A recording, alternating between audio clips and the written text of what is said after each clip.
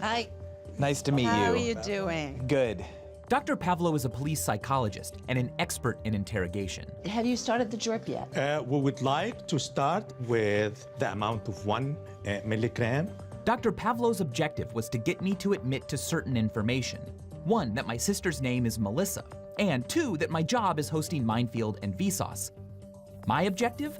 Not to admit the truth. Are you feeling more relaxed in your body? I'm feeling warm all over. It's amazing how quickly this came into effect. Let me just ask you a couple of basic questions. I'd love to. Okay. Where are you? What town? What city? Pasadena, How old are you? 31. Do you have any siblings? Yeah. How old is your sister, Melissa? That's not her name. What do you do for a living? I am a choreographer by trade. What might be something I'm familiar with that you did? Have you heard of The Lion King Yes, on Broadway? I have. I think he needs an extra dose. Absolutely. That means I got him You right. are too sharp. How much have I had total so far? 2 milligrams. Question for you. How do you feel now? I feel like in order to feel like this, I would have had to have had 6 drinks. Tell me about Minefield. Minefield. Yeah. Minefield. They're terrible. They're places that we've got mines still littered throughout the lands, Cambodia, Vietnam. You know, I think you misinterpreted my question. YouTube show Minefield that you host. Tell me about that. I Scientific? am somewhat familiar with it. Did he get another dose? Okay, we're just gonna get you even more relaxed. Tell me your occupation. I'm a choreographer. And siblings? I have a sibling in Colorado. What's your favorite food? Rotisserie Greek Donner. Does your sister Melissa like that too? She'll eat the meat by itself. Trying to get Michael to admit that he has a sister Melissa was no easy feat. Luckily, he was anesthetized enough and did admit that he had a sister Melissa. You ever think about being an uncle or a father yourself? Do you want children? I would love to have children. Yeah, my wife and I are trying, but I'm always doing stuff like this, you know? Yeah. It's like, hey, honey, do you want to make a little baby? And I'm like, I gotta go get interrogated and pumped full of midazolam. Are you gonna give him any more? Yeah, because he's not sedated enough. I could do another one. This would probably be the last dose I want to give him. Yes. Do good most dose. people at this dose fall asleep? Oh, yeah.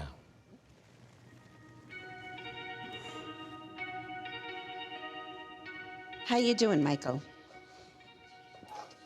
Good. Feeling a little bit more tired now? Yeah, and heavy. Who's the president? President Trump.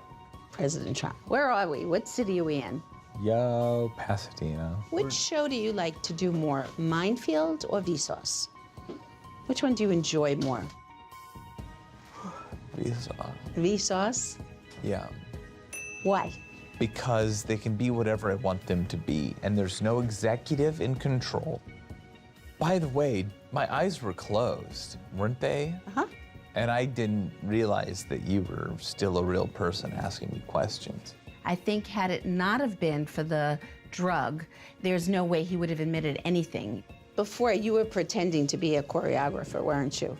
No, it's the drugs, but I really am a choreographer. After a few minutes, he got right back on track. He's very strong-willed and really believes in what he's doing and was able to maintain the charade. Okay, you're done. How do you feel? I feel ready to drive. Just kidding. While midazolam lowered my inhibitions and my ability to lie consistently, truth serums raise ethical concerns about one's right against self-incrimination. Furthermore, large-scale studies have shown that truth serums can cause people to reconstruct and fabricate memories. So truth serums are not very reliable. But what about the techniques used by the police? I'm gonna tear you apart if you don't give us some answers. Michael, let me take a shot at this. Look, we're all friends here.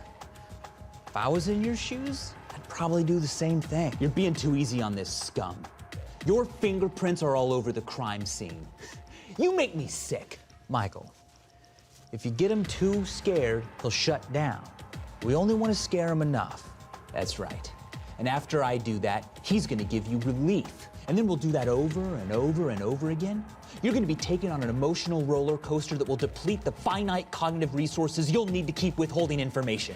All right, I confess. It really does work. You see, at one moment I'm terrified, but then I'm comforted. The constant shifting from one emotion to another fogs my critical thinking until I might confess to a crime I didn't even commit. It's called the fear, then relief response.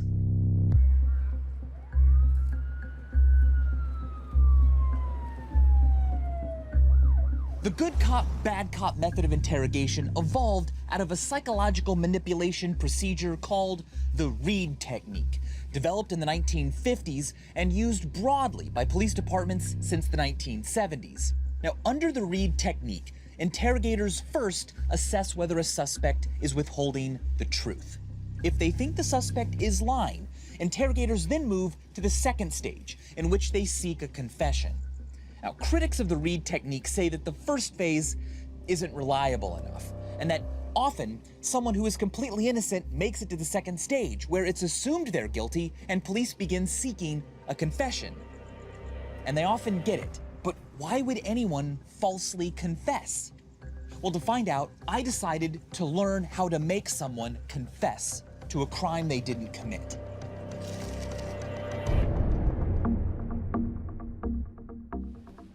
Dr. Melissa Rusano is an expert in investigative research, including the process of interrogation and confession. Tell me about false confessions and why people make them. In a nutshell, people confess to crimes that they didn't commit because they come to believe that it's in their best interest to falsely confess, and that's really counterintuitive. Right, because confessing is the worst thing to do, right? Like, that's what you need to avoid at all costs. Yes, when you're not in the situation of being convinced that it's actually your best option. But that's kind of what I want to do today. I want to see how easy it is to get a false confession from someone.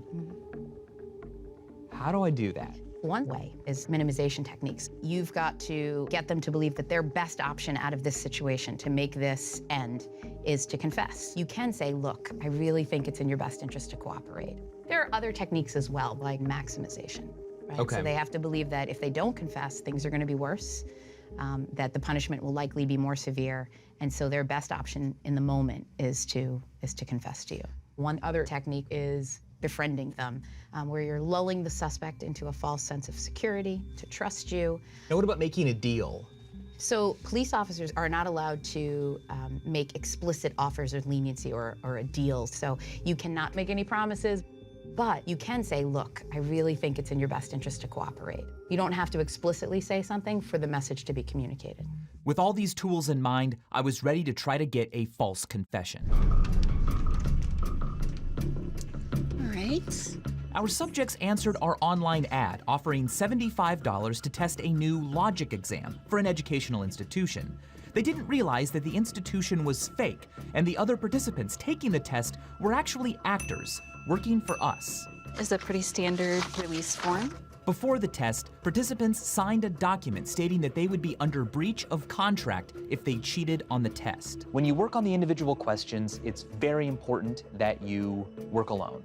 Don't talk about what you're doing, don't share answers. Good luck. See you soon.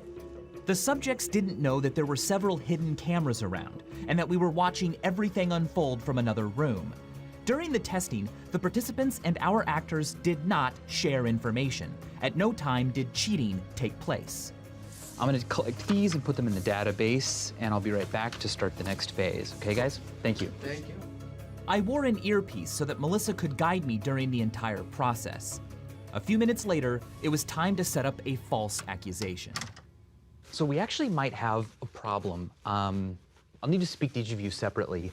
So James, could you come with me just outside? I'll take these now. Thank you. And Nicole, you can just wait right here. Awesome, thank you.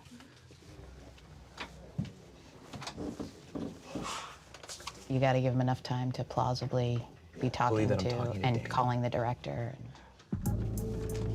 Hi, Nicole. Hello. You and James both had the same wrong answer for the triangle problem. It looks to me like there was information sharing. Like you guys spoke to one another about the answer on that problem. I didn't do it. But we didn't talk at all during the individual prompts. I kept my eyes on my paper because I knew that would probably throw off the result if I looked at If I just write out here, like, I admit that I shared answers. I don't remember talking to him at all about like what we were doing individual. First, I tried to minimize the consequences of confessing. I really think it's in your best interest. I really think it's in your best interest to sign this stating that you admit to sharing the information. I honestly believe that that is... But I did not, look, I don't know what's going on here. I don't know. I came here to help. I understand And I what never you're said saying. like, hey, and there's, Megan, please let me finish because I don't appreciate like over talking and stuff. I was too aggressive at first. I had a lot to learn. Next, I tried to maximize the consequences of not confessing. What we're looking at is possible breach of contract here. If he comes down here, he's going to be a lot more upset. If the director has to come down here, he's going to be even more upset and annoyed than he already is. It did not happen. Okay. And I put that on my dad and I had my dad around my neck, so. Once it was me against her family, I lost my chance to get a false confession. I had to become the suspect's friend. I also understand you're a nice guy, and like sharing information or helping someone with the problem is the nice thing to do. It's what we normally do. but I didn't share any information, so I can't sign that document. But I failed to convince this guy to be my friend. I struck out with all these test subjects. But after my failed attempts, I was ready to put everything I'd learned into my next encounter. Is there a strategy I should use? I think that you should proceed with making sure that you're not overly confrontational and making sure that she sees you as someone who she can trust your advice. And so I would proceed with that kind of approach. Okay. Going in. Thanks for waiting. No problem. So, I think we do have a problem. I was looking through your individual questionnaires, and you guys both had the same wrong answer on the triangle problem. Really? So it was kind of this weird, like, okay, what's going on? Like, statistically, what are the chances that two people are gonna have these very unique answers? So I called the project director to see what to do, because if, this is a sign that information was shared during the individual section, that's a major problem for the study, right? We didn't look at each other's stuff. That was like, we were like on, like, we didn't ask each other anything. We didn't like, we didn't talk to each other the whole entire time. So I don't know how we got the same answer, but I'm like 100% sure that that was like the answer that I came up with.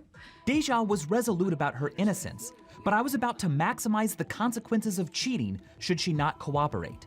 And that's a really big deal because through this grant, we need to have the integrity of the data, we need to always obey the rules of the experiment, and it could even be a breach of the contract that you guys signed when you came to do this study. Okay. Deja now knew what was at stake. My job was to convince her that I had her best interest at heart. I have to call the director back, right? And I can either tell him, I don't know what's going on, we can't proceed, like, you need to come down here. I don't know who he's gonna involve. The easier... think sharing was involved though. All I know is that I can't explain what happened. Okay. The easier option is to just document that information was shared. Okay, so if I write out, I admit that I shared the answer to Is that the crazy to say that we didn't share triangle. answers though? Cause I'm like, I don't know what he's saying or if he said that he looked at my answer but we didn't. Deja wasn't quite convinced, so the next tactic was to minimize the impact of confessing. I don't know exactly how it happened. I just know that we've got to figure out the best way forward. This is so weird. I don't know exactly how it happened. It looks like information sharing. If you just tell us Say that happened, then what we can do is I can call the director back and say that you guys are cooperating, and I know him. That's the best thing. Okay, I mean, it's not true, but I'll sign it. Okay, if you sign and date it, I can go and call him back, and I'll try to get you out of here. Okay. It's very weird, but.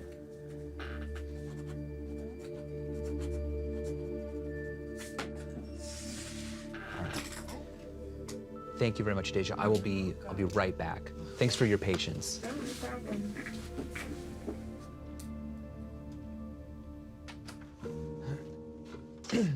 So you did an excellent job of communicating to her that it was in her best interest, that the best way out of this situation was to confess. But it feels so bad. I mean, she knows the seriousness. She knows that it's a lie. I mean, I didn't cheat. I did not cheat. Those were all my answers. Hi. Okay. This concludes the study. I'm gonna give you a debrief now to tell you about what we're studying. So, first of all, you're not in trouble. The other guy here works for us. This is not a study of logic problems, it's a study of interrogation and false confessions. Good one. You falsely confessed today. I see that. How do you feel? I feel mad at myself because I'm usually the one who, like, you know, just sticks to what, you know, is right. Or I try to, at least. So what happened today? It was just scary, I guess, because it's an environment I've never been in before, and then just, like, all the pressure. It was just like, oh, well, I guess I should just sign it and see that I did it. Despite knowing she was innocent and knowing that she was admitting to breaching a contract, Deja signed a confession that in a true criminal case could be used as evidence in a trial against her. Imagine if there were consequences and this was a real crime. How easy it is to get someone to confess to something without even punching them or waterboarding them, just being nice and telling them that it's in their best interest. Yeah, it's messed up, actually. Isn't it? It's really crazy, because there's a lot of people in prison for crimes they didn't do.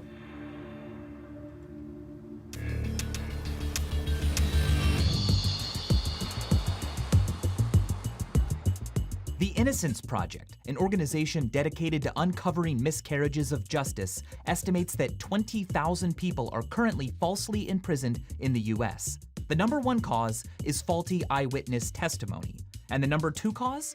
False confession. Current interrogation techniques are unreliable. They can fail to produce truthful information from suspects who are good at lying. And perhaps worse, they can manipulate innocent suspects to confess to crimes they've never committed. But neuroscientists may have discovered a method for extracting the truth that's impervious to good liars and bad interrogators.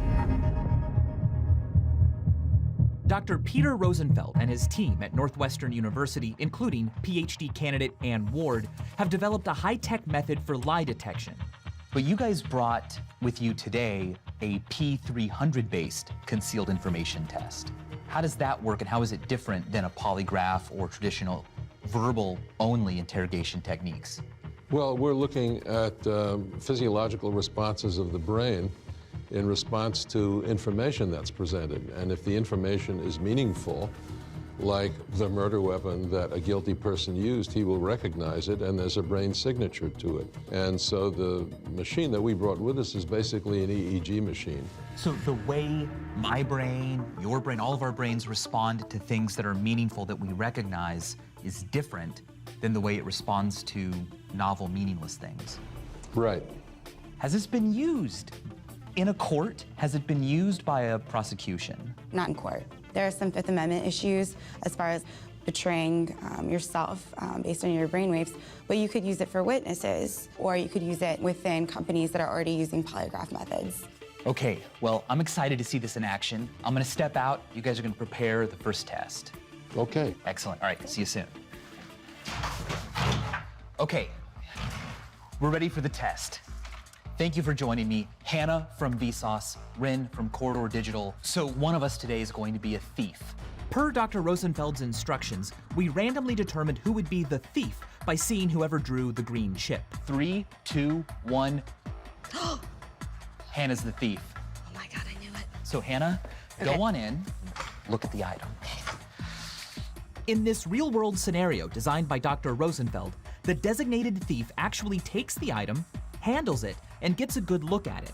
This activity causes the item to register in their mind, so they can't help but recognize it later. The other subjects are also required to enter the room and sign in to prove that they were there, but they never get a look at the stolen item. And of course, Dr. Rosenfeld and Anne have no idea who the thief is. Then, each of us is tested. Go ahead and take a seat here and we'll get you all set up.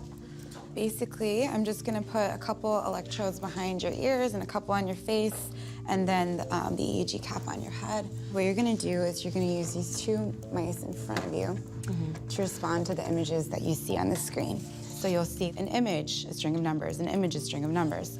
Anytime you see an image, no matter what it is, you're gonna press this button. All right, you ready? The images we were shown contained a variety of jewelry items, including the stolen one. Of course, Ren and I hadn't seen any of them before.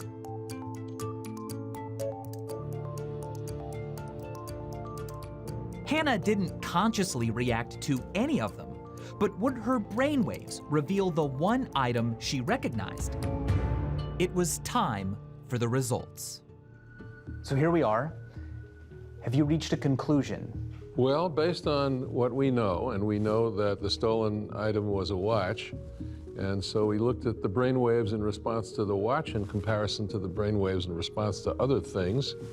And we have two average brain waves or event-related potentials in each frame. The black one is the average brainwave response to the watch. The red trace there is the response to the other stimuli, all averaged together. We look for the peak-to-peak difference, the peak down here versus the highest peak following this peak, and we measure that, and it's rather obvious that the biggest response we found was Hannah's.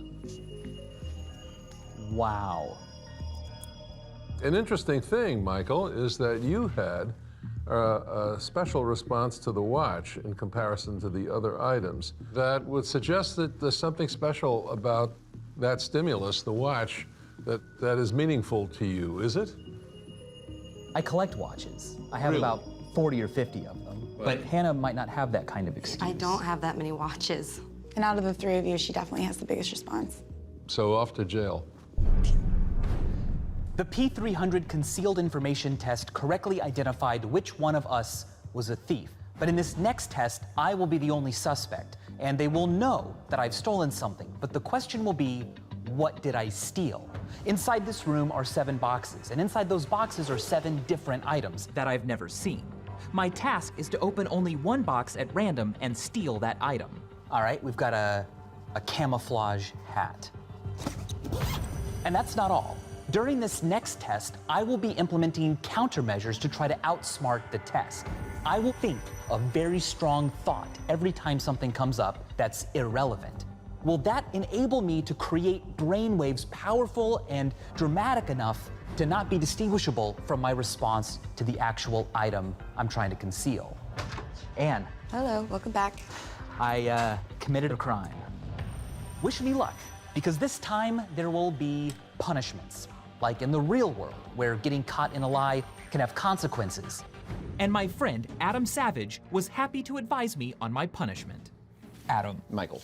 I am going to be taking an EEG lie detection test. Okay.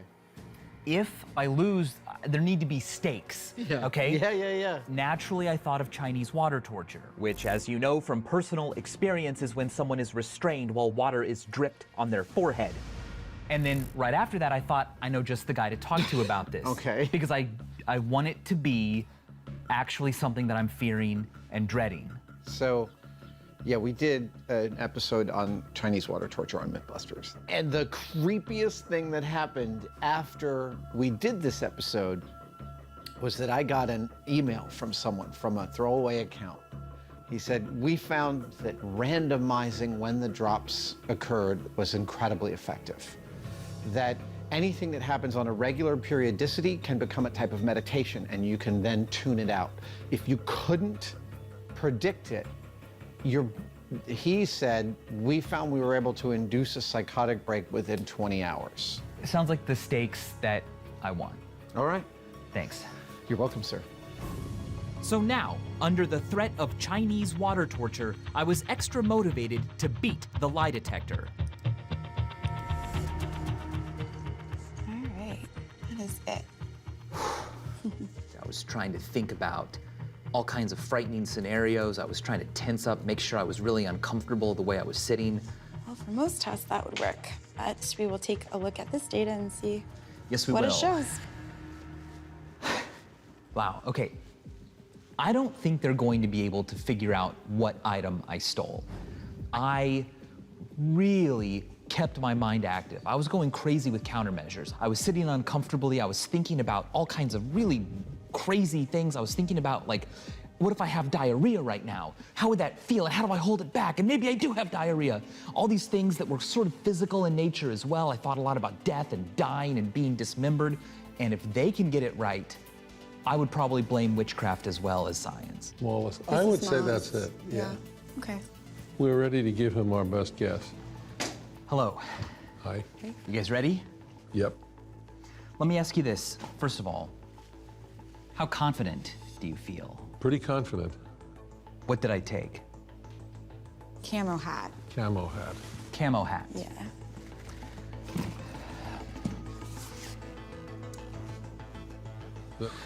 That's impressive.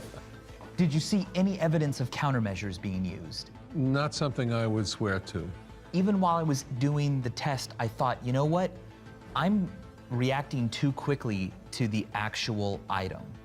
I should also treat it as though it's irrelevant. I should treat them all the same. If you are consistently reacting to all of the irrelevance with their specific countermeasure responses that you formed in your mind, they should produce bigger P300s also, but the biggest will still be produced by the camo hat, even if you're countering it also. And that means I now have to be punished. Science is improving in its ability to read people's minds, and that raises some difficult ethical dilemmas. We would have nothing to fear from perfect lie detectors if the people using them had perfect morals. So the prospect of a scientifically rigorous method of extracting information, while exciting, is also terrifying. As we continue to probe interrogation methods scientifically, we have to also continue to probe them ethically. You know, Chinese water torture isn't even Chinese. Its earliest description comes from Italy in the 15th century, and the Chinese name was added later to make it sound more mysterious. Oh man, these irregular drops are supposed to drive you slowly insane. You know, I think this is a lot less about getting information and more about punishment. And, as always, thanks for watching.